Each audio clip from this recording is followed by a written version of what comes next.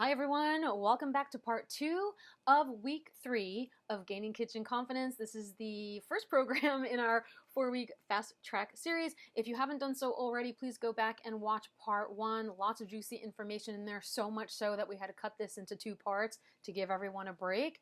And we are back now with the next few philosophies. As I mentioned in the part 1 section, we're going through to kind of encourage you to instill some of these philosophies into your own way to help you become more confident in your kitchen, better at planning, more efficient with the groceries that you have purchased on hand, your budget, etc. One of the best ways to get your money's worth and have food be at its peak nutritional state is to buy what's in season. And this will depend on where you live, whether you're in the United States or in other countries. Here in the States, things like corn, peppers, stone fruit, most abundant in the summer. Many kinds of berries and apples are available in the fall. Things like squash and citrus fruits are available in the winter.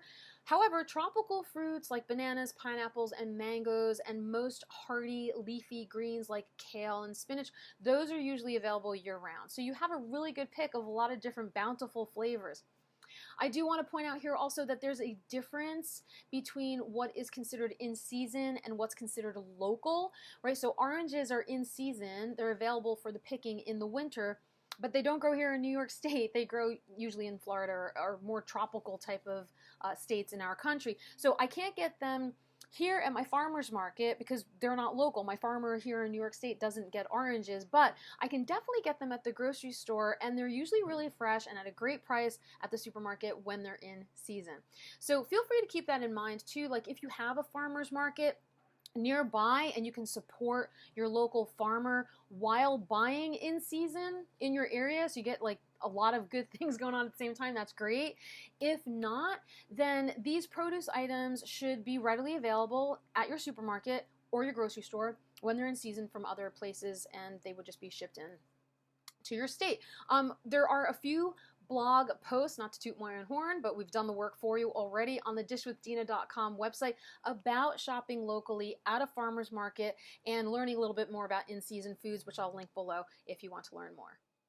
There's also a great website called Produce for Kids that I personally refer to throughout the year. They post up what's in season that month, and again, it is United States specific, and I will link that as well.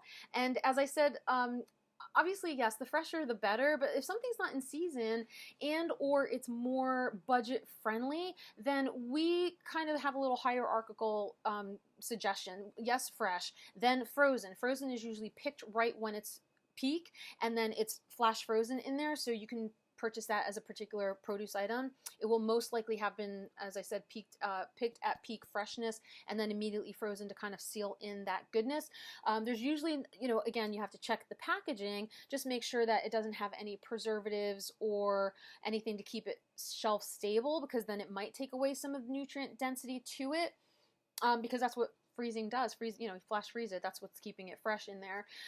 If you need to buy canned, that's totally fine too. Again, just read your labels and make sure that there's no added ingredients or extra sodium or whatever items that you maybe are trying to avoid, especially when it comes to like fruits and vegetables. Obviously, if you're buying canned foods, they're usually heat sealed, so there's a little bit more processing factors that go into them than just flash freezing them.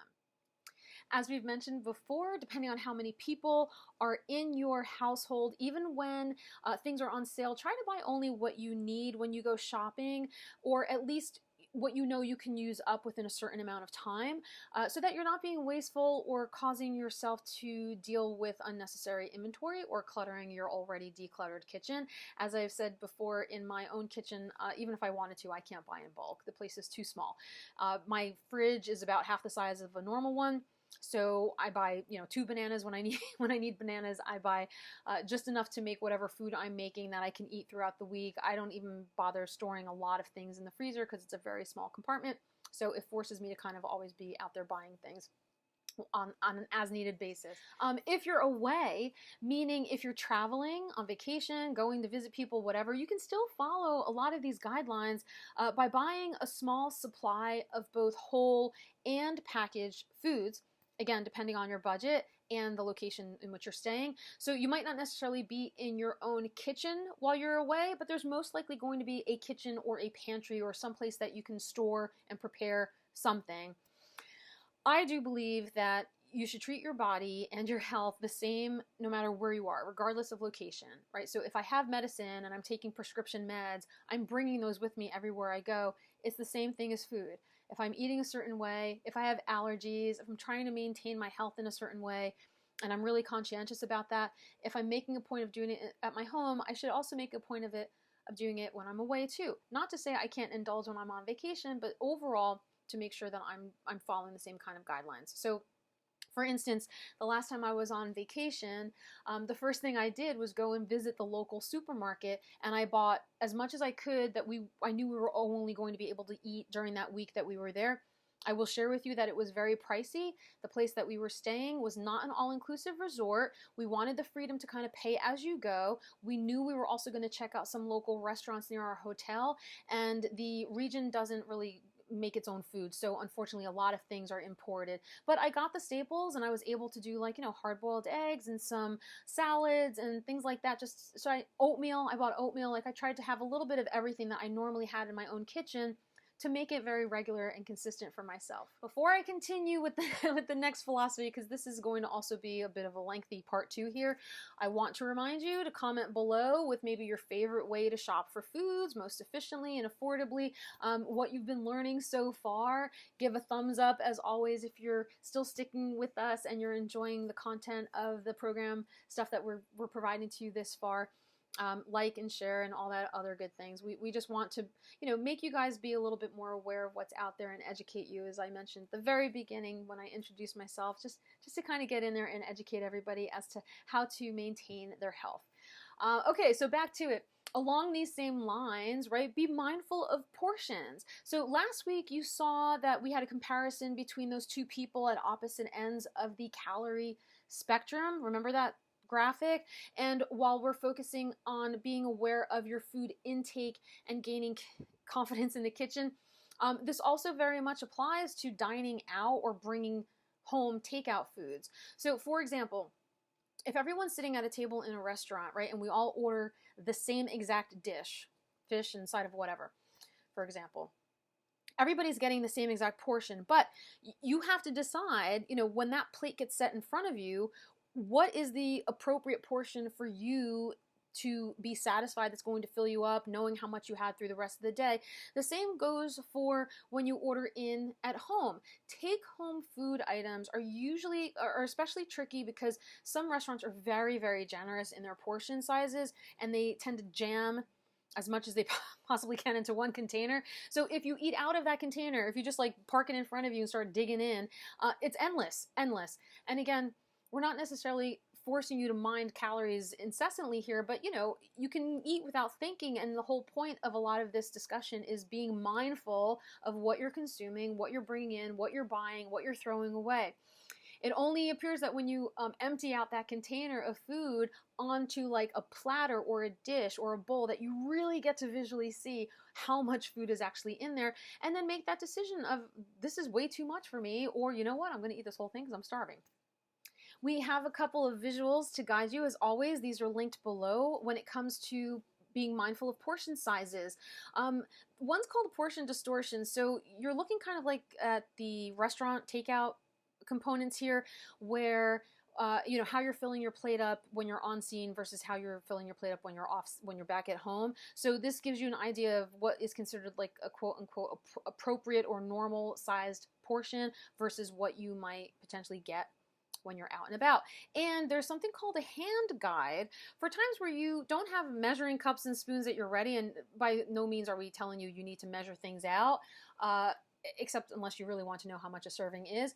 But of course, keep in mind that everyone's hand size is different. But I always kind of like to say, no pun intended, a good rule of thumb is that anything that kind of fits into a flat palm of yours is considered a serving. So You can have like a piece of fish or, a handful of berries or some nuts. All of those things are like one portion of that. So you're mixing and matching again throughout the course of the day or your meal, but that kind of helps you put a little bit more of a visual guide onto your portion sizes. Now, so for this week, one of your homework assignments will actually be to apply what we're showing you here to both the food that you make at home and potentially the food that you might be getting outside, whether you're dining out or ordering in, right? Whether you're sitting down and eating at the restaurant itself or you're taking things to go and come home with you.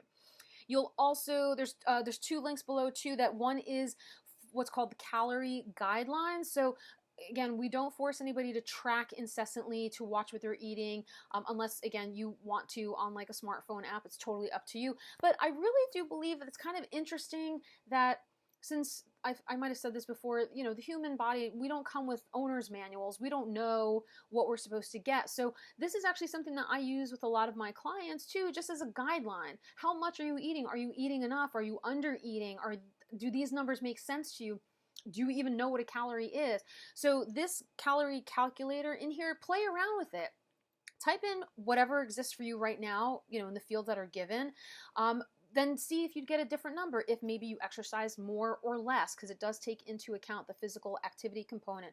Or if you were 10 years older or younger. It's really interesting to see how maybe much or not enough sometimes people are eating when they really should be eating a certain amount. So again, this isn't a hard, fast rule. We don't want you to obsess over any of these things. And obviously, if you are triggered in some way, that you do have some sort of disordered eating patterns, by all means, skip this particular exercise portion of the homework assignment. The second link is going to take you to that My Plate Daily Checklist. That's the one with all the food group servings that we showed you before, where you will find then kind of like the daily calories that corresponds to the calculation that you just made. So we started off with the 2,000 calorie kind of standard American diet that's used for all of our food nutrition labels. And that's what we gave you, I believe it was last week. So this week, you're actually going to say like, oh, I'm doing this calorie calculation for myself and I ended up with 1,800 calories or 2,400 calories. And now I'm going to go see if there's a difference on that My Plate checklist that shows me how many servings of stuff I should be having over the course of the day. So we'll elaborate on that in next week's video. Remember what you learned last week on the nutrition facts labels about servings per container? Well, for this week, we're going to ask you to, okay, so I lied before. We're actually going to ask you to do a little test too. You can skip this exercise part as well if you feel like it. But I always find it kind of interesting to physically measure out what is listed on the nutrition facts label versus what I actually pour out for myself on certain things. You can do this for a couple of meals, whatever you feel appropriate, and then compare that to what you think the serving size should be, what you actually serve yourself, and if there's a big enough difference in there, then that makes sense. Maybe you're hungry all the time, or maybe you're super full all the time. So for instance, when you pour cereal out of a box and into a bowl, can you tell the difference of what's landing out of the box into the bowl and what the noted serving amount is listed on the label? Sometimes it's quite a large difference. My favorite go-to example is also peanut butter, right? So the normal serving size for peanut butter is usually about 2 tablespoons, like that. That's about a tablespoon. So are you scooping out for yourself 2 tablespoons worth of peanut butter, or are you like shoveling the entire jar onto a spoon, like whatever pops out of it, and that's what you're serving yourself, not really paying attention to those things. Ice cream and popcorn are also other good examples. Do you actually serve yourself the, recommended portion size into a bowl, or do you just like eat out of the container, which some of us do sometimes? No shame in that. Just enjoying the mindfulness activity of this homework assignment. Okay, so to recap, what we're asking you to do here for your week 3 homework assignment is as follows. So feel free to write down these tasks that we're listing out here onto your activity log. That's what it's there for, and make sure you're checking that off as you go. As always, you're going to fill out the goal agreement sheet for week 3. That's the short-term goal for this week only. We gave you a lot of information just now in this video and part 1 as well. So what's the most important thing that you can take away? Those philosophies, those Dish with Dina philosophies that we mentioned to you. What's something that you might want to apply for this week only, or that you want to work towards in a future goal? What's one change that you can make within the next week that helps you kind of brings you closer to that long-term goal that you created for yourself at the very beginning? And then when you check that goal off your list, as always, remember to reward yourself or celebrate in some way your small victory. Click on the links that we've given you to calculate your calories. Look up your daily servings of food. Learn a little bit more about different things like the names of sugar, in-season produce, whatever it is that you feel like you want to educate yourself on this week, go ahead and do that. The third thing, yeah, I know, inventory your kitchen. I said it last week, said the week before, that's the whole point of this program, is to inventory your kitchen. You're going to keep doing this every week to get used to what's in there, so you know to use things up that you have on hand. Block off time to conduct your weekly kitchen inventory. Take into account everything that you've learned to date. Just like I said last week, hopefully this now goes a lot quicker for you. Enter everything that you have available on hand into the left-hand column of your inventory sheet, whatever you need to buy on the right-hand side. And, hopefully you're starting to see that you're maybe only keeping the absolute essentials on hand and picking up whatever you need on the way on your way back from your grocery store shopping. Maybe you're learning to be a little bit more creative at this point with recipes. If there's still things that are in your kitchen that you're seeing for the last 3 weeks, maybe now's the time to kind of either use them up in some recipe or unfortunately toss them. We've linked below to some of our fun recipe generating programs, so you can just, whatever's on hand, you can type in your recipes, and then these recipe generators will kick out a recipe for you to use. As I mentioned, so if you've come across anything that's expired, please throw them away. If there's anything that you no longer want, need, bought too much of, please be sure to donate them. Right? We're going to link to the foodpantries.org where you can type in your zip code and then find hopefully a pantry near you that you can just go drop the excess off at. And keep paying attention to the food groups icons on the inventory list. Start seeing, we haven't really gotten into detail into this just yet. We will next week, I promise, but start seeing if there's a pattern of, you're always eating a certain food group more than others. It's possible you might be deficient in something, so just keep an eye on that. When you do go shopping, right, so the next point is going to be go shopping for whatever you need, but this time, have some meals in mind when you go. What can you apply with what you learned here today when you visualize what you're cooking, what you're creating? What does the finished product look like? Is it 4 tan blobs like I said before? Or is there a lot of color going on in there? Can you be creative or be motivated to pick up and prepare colorful things to add to your dishes every day this week? Are you going to have a busy week, right? Look at your schedule coming up. Maybe you can prepare some foods that are grab and go, like those mason jar salads that I mentioned earlier. Or maybe you do some heat and eat things and call it a day. You're still applying the label reading during your trip if you haven't already gotten that down pat at this point. Once you see it, you're always seeing it. That's hopefully forever something that's ingrained in you now. And then for this week only, I know it's so much homework, I'm sorry. For this week only, measure out at least one different meal or snack for at least 3 days, right? So different types of foods that have to do with whatever you're measuring things out on, including maybe a weekend day or a day that you don't normally eat in the same patterns, right? So for me, I have a very erratic schedule, but pretend like I have a traditional 9 to 5 Monday through Friday, but my Saturdays, I get up really late and I have an enormous brunch or something and I only eat twice a day on the weekends. Then just pick 2 weekday or regular work days for you to measure a couple of things out, and then pick out a weekend day to do something similar. So what does this mean? This means literally, if something's on a box or in a package, literally look at the serving size that is recommended on the back of that packaging, or you can look it up online.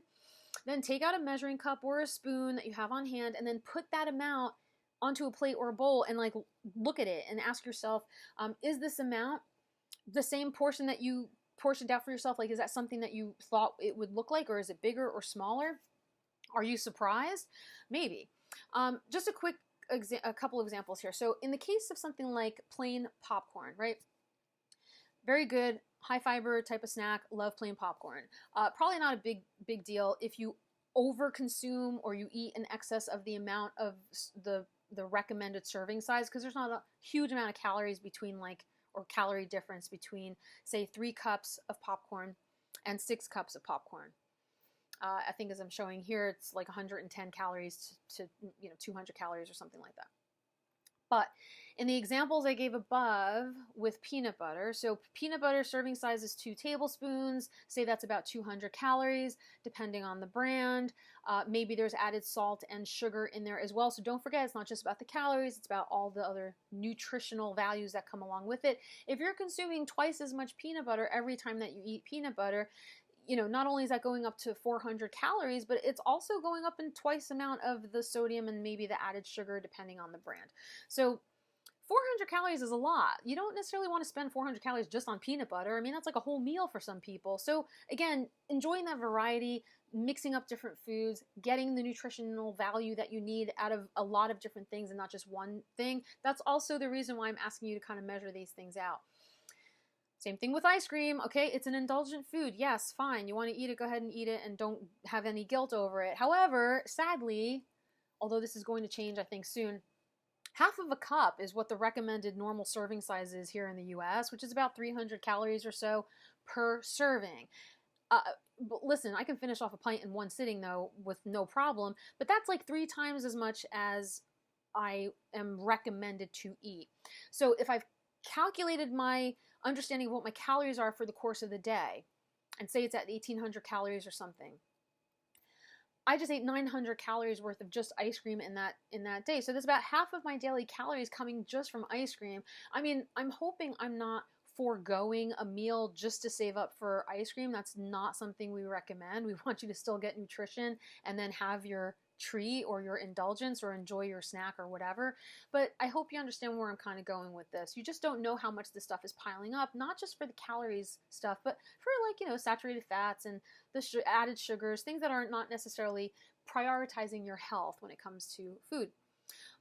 Okay, so we don't want to shock you or keep you from enjoying an indulgence from time to time, as I just got done saying, but you know, that portion distortion graphic, like, this is how things kind of sneak up on you. You don't realize that when you're eating regularly, mindlessly, not necessarily paying attention to the foods, the components of it, the ingredients, the portions.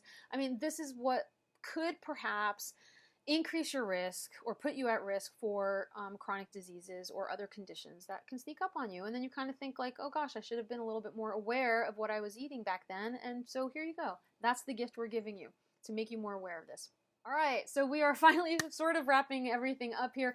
Comment below, go on to our private Facebook group. Let us know how confident you're getting. Are you getting super confident at this point? Now that we're in week 3, try to follow along some of the prompts that we have there too. Engage in discussion with any of the other members. Drop a line. Again, a lot of links below here that you can kind of read through. Oh my gosh, show us pictures. Like if you've made a really pretty, colorful meal, send us a photo of what that looks like. Feel free to ask us questions at any time. As I mentioned before, the Dish with Dina crew is on standby to answer, and myself, to answer any of your burning food and nutrition questions. We're happy to guide you along the way. And I think I recently did a live Q&A, so it might be another couple of weeks before I do another one. So I might be here on YouTube. I might be over in the Facebook group, the private one. I might be over on my Facebook page, the Dish with Dina, like, you know, official page. I might be over on Instagram, so just keep an eye out for things that I will definitely announce that I'm doing one. They're usually not surprise ones. And if you need some personalized guidance, feel free to schedule a nutrition consultation with me. You can click on the link below. It'll bring you over to my online calendar scheduler, and you can just plop in whatever is most convenient for you. So everything that we've discussed in this video, the downloadable materials, everything's in the links below, as I mentioned before. We thank you, as always, so much for letting us help you embrace and develop new relationships with food, and we will see you again next week.